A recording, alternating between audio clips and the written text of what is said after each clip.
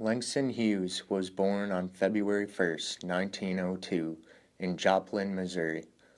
He was a well-known American poet.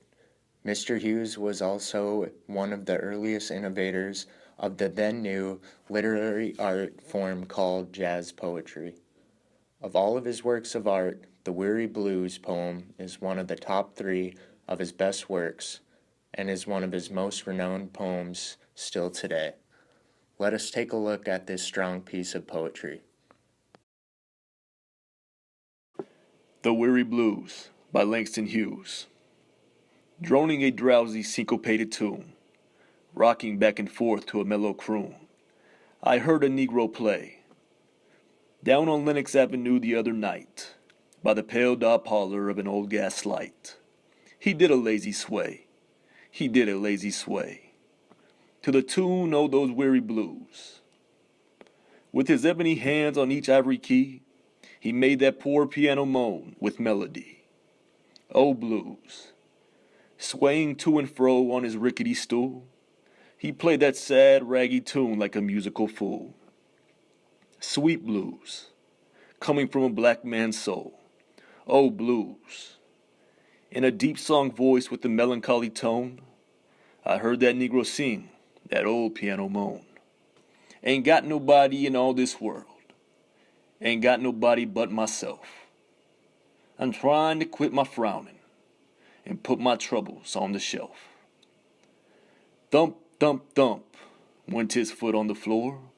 He played a few chords, then he sang some more. I got the weary blues, and I can't be satisfied. Got the weary blues, and can't be satisfied. I ain't happy no more, and wish that I had died.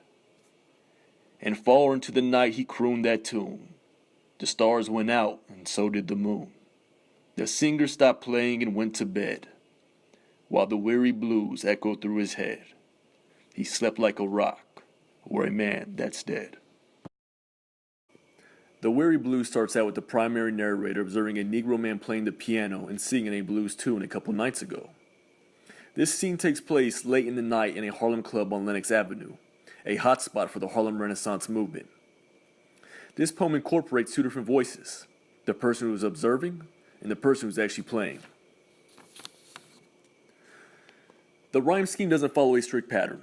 Though most rhymes are in couplets, others are spaced out between the poem itself. It's up until the end where you have the last 3 lines rhyming to build up to the conclusion. The Weary Blues uses many repeated words, and words with the same meaning as others. There are also many repeated lines. There are 2 different speakers used in the work itself. What is not known for certain, who is actually speaking these 2 lines. The Weary Blues triggers a lot of emotions filled with sorrow and hopelessness, like most blues works actually include. There is a lot of motion, movement, and playing throughout the poem till the very end. As compared to the Weary Blues, The Crying Water, written by Arthur Simon, has many similarities as well as a few differences. Let's take a look. They both show a great deal of words that have a feel of down-and-out sadness behind them. As seen in these lines from both poems, the word voice is not showing what is said, but has a tone of sadness, regret, or even grief behind it. This also goes for the word weary in both poems, showing a sense of tiredness. They also both talk about the moon and explain how this is the lack of happiness being in the dark when the moon disappears. The Crying Water also has a great deal of repeated words as well as repetition of words, such as the ones highlighted here. As we go into the differences, you'll see that The Crying Water has a rhyme scheme as well, but just not the same as the one in the Weary Blues. The Crying Water follows an A-B-A-C-B-C rhyme scheme in both stanzas. The Crying Water also is broken into 2 stanzas where the Weary Blues is not. Though it has 2 stanzas, The Crying Water is half the length that the Weary Blues is. The end of the poems are very similar and different as well. They both end with talking about the night, but in the Weary Blues, the night comes to an end. And the crying water, though the night may be sad as well, it keeps going on.